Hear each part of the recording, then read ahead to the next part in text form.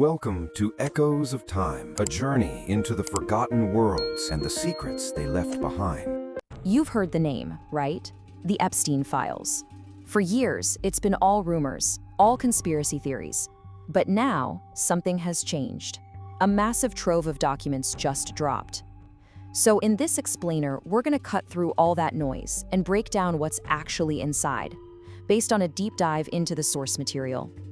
Okay, so picture this. The date is January 30th, 2026.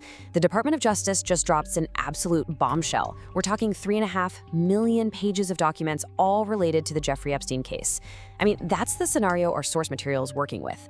Can you even imagine trying to sort through that much information? It's just staggering. So yeah, after all that hype, all the speculation, the one question on everyone's mind is, what do these files really say? What's actually in there? Well, let's dive in and find out. All right, before we can even begin to unpack what's in the files, we have to talk about the man himself, Jeffrey Epstein. I mean, what was the real source of his power? How did he do what he did? According to the documents, it all comes down to one single, incredibly important idea. Leverage, that's the word. Our source material makes it crystal clear. If you want to understand Epstein's whole operation, you have to understand leverage.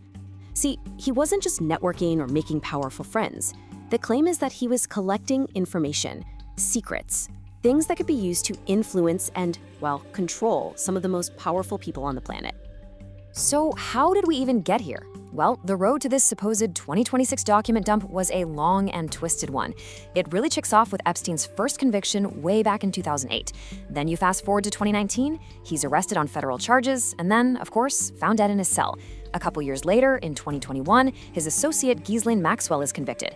All of that, it set the stage for this massive release of files that our source material is all about. But here's the thing. Getting these files out into the open wasn't a sure thing. Not at all. It was actually the result of this huge political fight. And what's really interesting, according to our source, is how it started, with this big, surprisingly bipartisan push for total transparency. And you might be surprised who is leading that charge. Take Kash Patel, for example, who would later become FBI director in the Trump administration. He was one of the loudest voices out there, demanding everything be released so the public could finally get some accountability.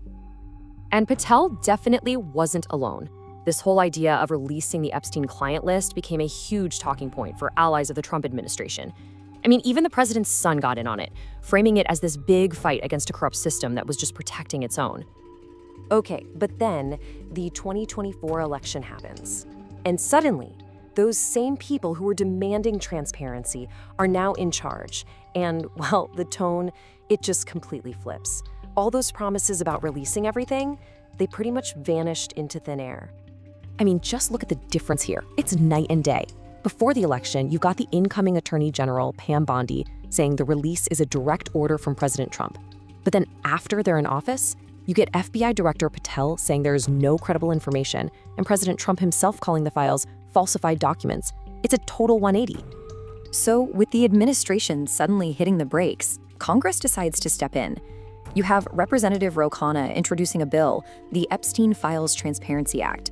Then Representative Thomas Massie forces a vote on it, and get this, it passes the House with this insane, overwhelming majority, 427 to 1.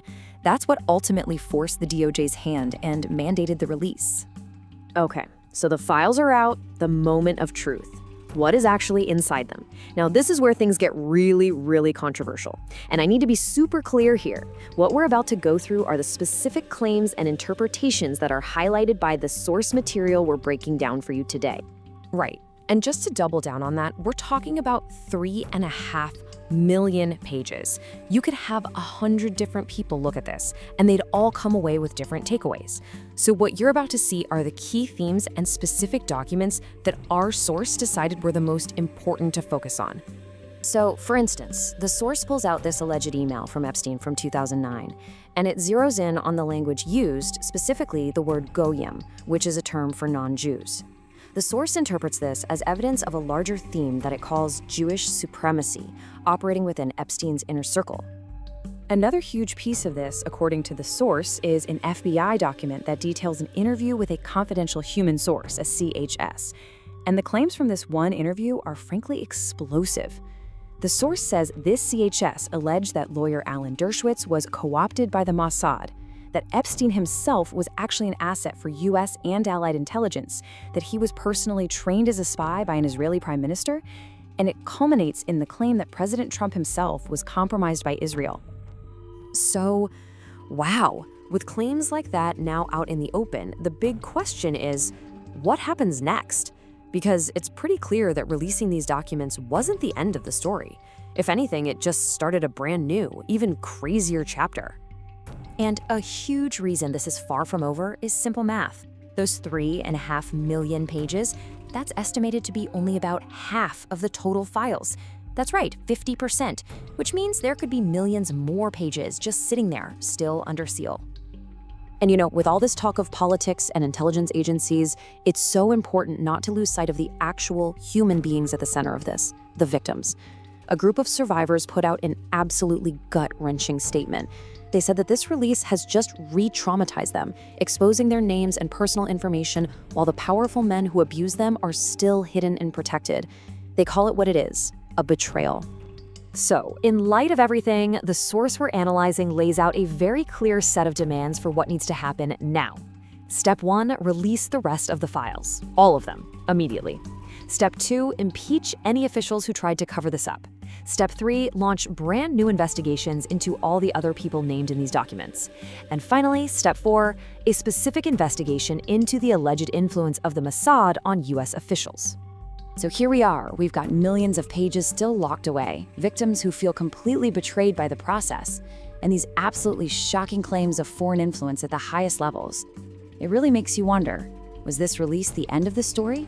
Or, just maybe, was it only the beginning?